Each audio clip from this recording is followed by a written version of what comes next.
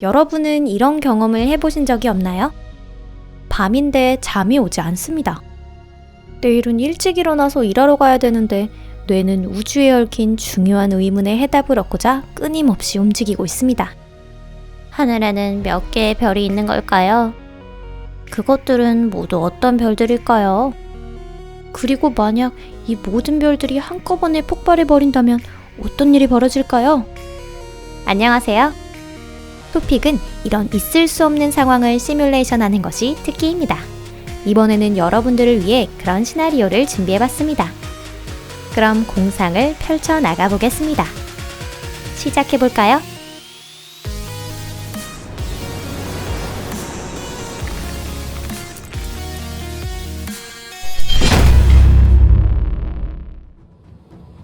별의 개수.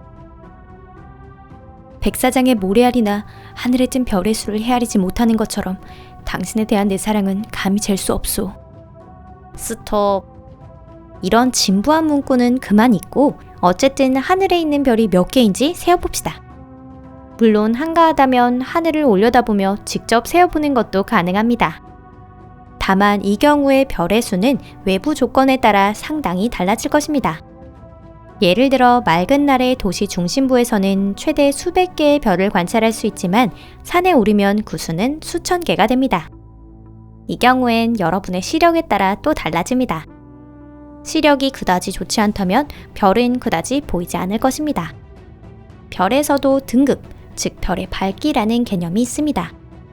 시력이 좋더라도 육안으로는 6, 7등급보다 어두운 별은 볼 수가 없습니다. 다행히 이를 해결하기 위해 오래전에 망원경이 개발되었죠. 망원경에 대물 렌즈를 통하면 수백만 개의 별을 볼 수 있습니다. 하지만 완전히 먼 우주에 있는 별까지 다 보는 것은 천문대조차 불가능합니다.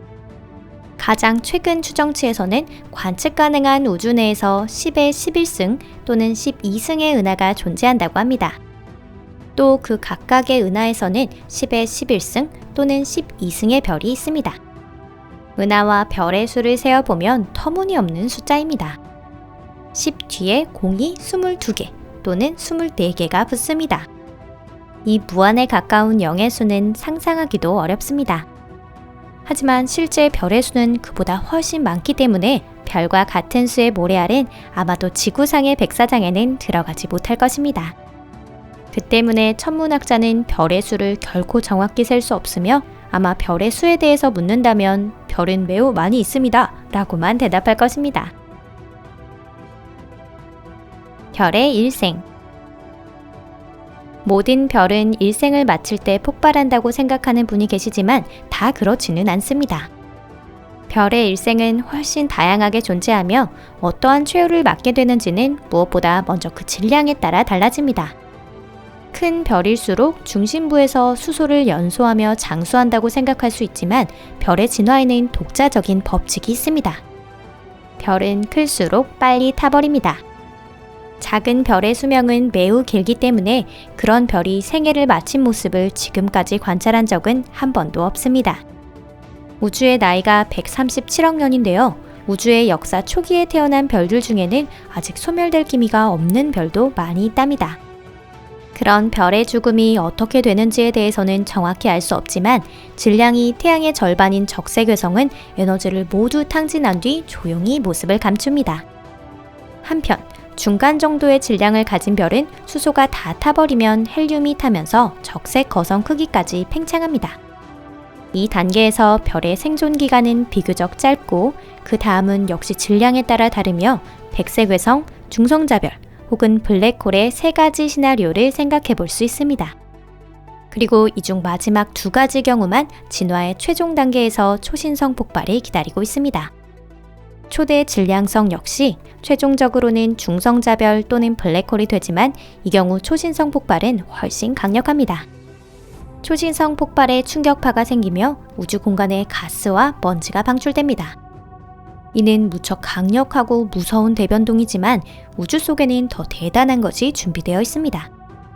종말을 맞고 있는 별이 너무 크고 빠르게 회전하고 있는 경우 별은 극초신성으로 바뀌면서 거대한 폭발인 두 개의 감마선 흐름인 감마선 버스트를 동반합니다.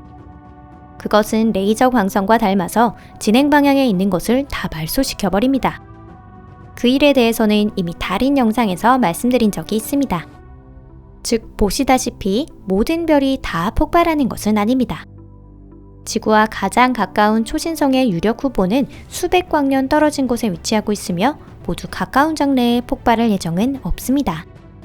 하지만 실험의 정밀도를 높이기 위해서는 어쩔 수 없습니다. 조금 뜬금없지만 갑자기 볼드모트가 나타나서 마법의 지팡이를 흔들며 아브라카다브라 라고 큰 소리로 외쳐서 우주에 존재하는 모든 별이 폭발했다고 가정해보겠습니다. 지구의 영향. 우선 멋진 불꽃놀이를 즐길 수 있습니다. 아마도 밤하늘이 대낮보다도 더 밝아질 것인데요. 폭발은 강력하지만 조용합니다. 진공에서 소리는 전해지지 않는다는 사실 기억하시나요? 가장 밝은 섬광은 분자구름입니다. 이곳에서의 폭발은 사실상 무언에 가까운 연쇄 반응을 일으킵니다. 별은 폭발하면서 새로운 별을 낳습니다. 우주가 엄청난 속도로 확대되는데 거리가 상당히 떨어져 있기 때문에 먼 곳에서의 폭발은 마치 슬로우 모션처럼 일어납니다. 우주 안에서 초신성의 빛이 지구로 향하는 장면을 몇 년이나 관찰할 수 있을지도 모릅니다. 물론 관찰하는 사람이 있다면 말이죠. 지구에서 30광년밖에 떨어지지 않은 초신성 폭발은 지구에게 위험합니다. 폭발에 의한 방사선은 지구의 오존층을 파괴하므로 지구는 완전한 무방비가 됩니다. 지구는 곧 자외선으로 넘치게 될 것입니다. 자외선 양이 단 10% 늘어나기만 해도 해양 생물은 모두 죽어버리는데요. 사람들도 원치 않은 선탠을 하게 되니까 미리 선크림을 사재기에 두시면 이럴 때 도움이 되실 겁니다. 먼 별에서 생긴 폭풍이 지구로 향하는 동안 지하 벙커에 통조림을 잔뜩 넣어놓을 시간도 있습니다. 그런데 잠깐만요. 그러고 보니 태양을 포함한 모든 별이 폭발한다고 했습니다. 그렇게 되면 아마 눈 깜짝할 겨를도 없이 저희는 이미 사라지고 없겠네요. 지구와 태양은 1억 4,660km 밖에 떨어져 있지 않습니다. 빛은 8분 만에 지구에 도달하죠. 이상을 알리는 정보가 지구에 도착하는데 시간이 너무 오래 걸리는 탓에 미처 준비할 시간도 없습니다. 지구는 금세 뜨거워질 것입니다. 아주 뜨거워지기 때문에 바다가 끓기 시작하고 지표는 녹아버릴 것입니다. 폭발 후 22시간 동안 자결하는 태양 물질이 비가 되어 지구에 내립니다. 그런 대변동 속에서 살아남을 수 있는 생물은 없습니다. 이와 함께 태양에 존재하는 다른 행성과 마찬가지로 지구는 무서운 속도로 궤도에서 튀어나가고 말 것입니다. 즉, 아쉽게도 수백만 개의 별들이 폭발하며 펼쳐지는 멋진 빛의 쇼는 볼 수 없다는 뜻입니다. 하지만 몇 년 후에 폭발한 별이 새로운 별들을 낳고 그 주변에는 새로운 세계가 형성됩니다. 우주는 피닉스처럼 재 속에서 되살아나면서 아마도 다시 새로운 생명이 생길 겁니다. 다행히 이런 글로벌한 대변동이 일어나는 것은 상상 속뿐입니다. 별이 갑자기 풍선처럼 줄줄이 터지기 시작하는 일은 일어나지 않습니다. 태양 또한 초신성이 되는 일은 결코 없고요. 먼저 적색 거성이 되고 외곽의 일부를 벗어던진 뒤 주위에 아름다운 행성상 성운을 형성한 뒤 백색 외성이 됩니다. 물론 그런 변화가 일어나도 지구에게 좋은 건 하나도 없습니다. 적색 거성의 크기로 팽창한 태양은 지구를 궤도에서 밀쳐버릴 것입니다. 하지만 그런 일은 금방 일어날 수 없습니다. 그런 일이 발생하려면 약 50억 년 정도의 시간이 더 필요합니다. 그 무렵에는 인류가 이미 근처의 태양계 외행성의 새로운 세계로 이주해 있을지도 모르겠네요. 오늘 영상은 여기까지입니다. 끝까지 시청해주셔서 감사합니다. 여러분의 호기심이 조금이라도 충족되셨나요?